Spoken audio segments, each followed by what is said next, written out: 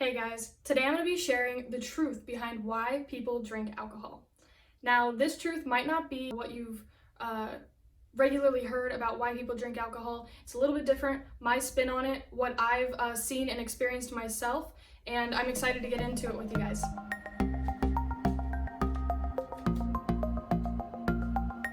Hello, and welcome to the Let It Begin with Carly YouTube channel. My name is Carly, and I teach people how to let life begin with themselves, and specifically around our relationship with alcohol. So today I'm going to be talking about why people drink alcohol and the truth behind why people drink alcohol.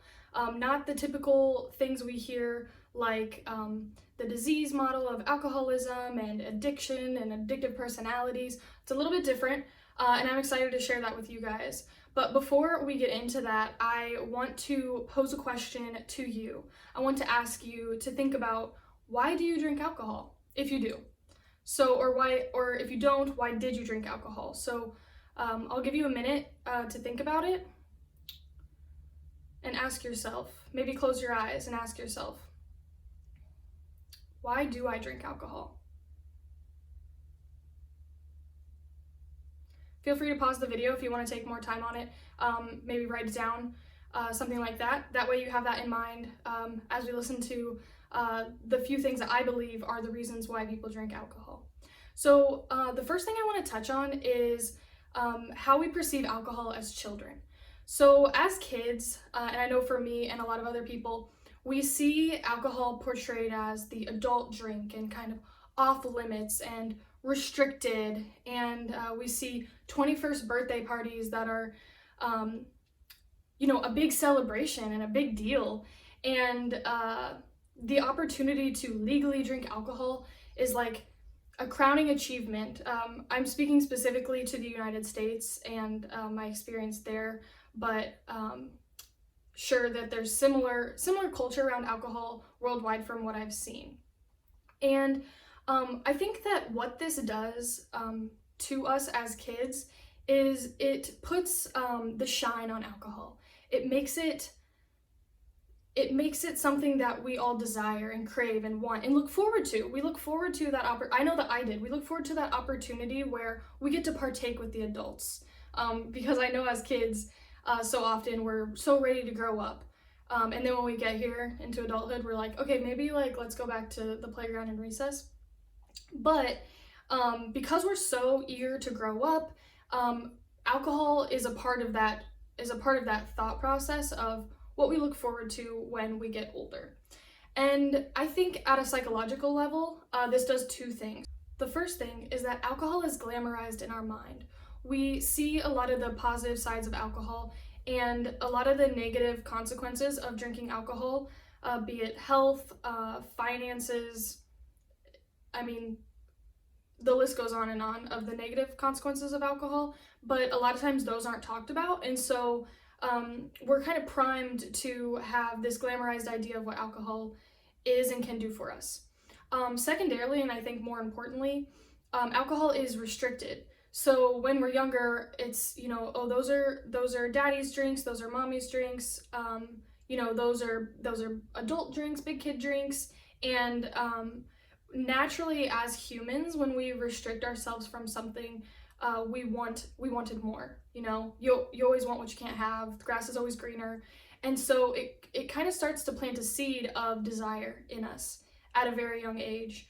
And I think that then creates a trigger of why people begin to drink. So now that we kind of understand how we're primed as children to perceive alcohol and see alcohol in a lot of situations, that's when the drinking begins. So sometimes high school, sometimes college, sometimes in early adulthood, we begin to drink. We begin to, a lot of times, what we call experiment, start drinking with friends, and it's a really fun time. It's really exciting. And then we continue on in our lives and never really take the time to ask, why did we start drinking and why do I continue to drink? Why do I continue to drink? I think the biggest two reasons why people continue to drink is because, number one, everyone else is drinking. If you've been drinking regularly, I would say 99% of the time, everyone around you is drinking regularly as well. And so that makes it feel like a very normal thing and almost drinking it as abnormal. I would say point two is that we don't know life without alcohol. And that person who does abstain is typically abnormal from your other group. And so it's hard for us to imagine a life without alcohol because we don't see it modeled as often. Now, really, the point I want to drive home is that a lot of us are choosing to drink alcohol without the conscious choice of choosing to drink alcohol. A lot of us are participating in a subconscious way because it's what we've always done. It's what we've seen modeled. It's how we expected our adult lives to go. We expected that, you know, we'd get together with the guys for the Super Bowl and have our beers, that we'd get together for mommy club and have our glass of wine, or I know for me, like, you go out to the bars and you drink with your friends. That's the expectation. But I really ask everyone listening to take a moment, take some time to think about why you drink alcohol. And I would venture to say that there's a high chance that a lot of us are drinking alcohol because it's what we've always known. It's what our friend groups are doing. It's what our family's doing. And maybe we're not able to see the vision of a life without alcohol. Am I saying that everyone should stop drinking? No.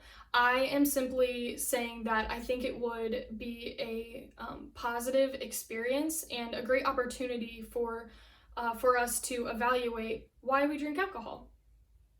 With that, I hope that you guys enjoyed the ideas that I shared today. I would love to hear from you. Please, below in the comments, let me know what you thought. Also, connect with me on Instagram at letitbeginwithcarly, or head over to my website, www.letitbeginwithcarly.com. Looking forward to seeing you guys on the next video.